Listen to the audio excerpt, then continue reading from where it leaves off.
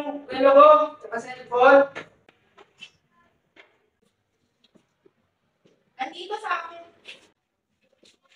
Ingat ka sa work, ha?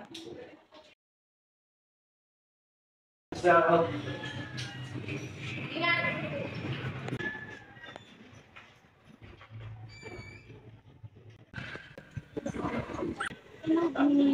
Hello. Hello. Hello. Hindi na kami ba kayo sunog? Hello nga, parang nga may sunog to ah. Ano ano? Alam niyo yung umuusok doon. Hello nga, meron nga! Tita! Lang, may sunog! May sunog yung baba niyo! Hello! May sunog! Da! Da! Bakit naman? Bakit?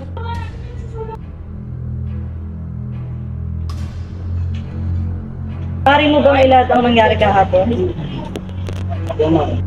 May ginagawa po ko sa harding. Narinig ko po yung amo ko na tumatawag sa akin. Tingnan ko daw yung sa baba.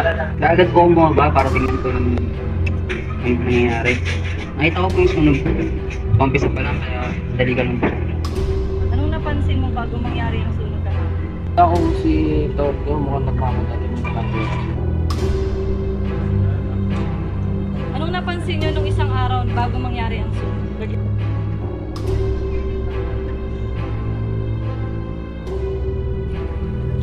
Sir, basta nga ako po, pwede ko pong magtanong. Pero may kilala kayong tubo na barat, saka hindi mo muna yun. Yun lang po, dalawa na katapit. Thanks, no.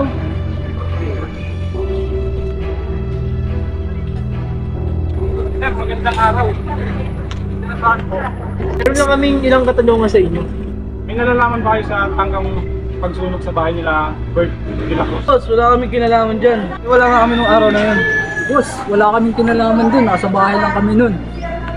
Ayaw kasi sinasabi ng mga interest ng mga witness. Maaari ba namin kayong maimbitahan sa presinto? Sir, wala kaming kinalaman. Sumama na kayo, kailangan nyo Yan. mag-imbestigahan. Nasaan ka nung October 10 ng umaga? Deo ko po nun sir kasama ko po yung pamilya ko. Isang witness na nakakita sa'yo na may dala kang kerosene.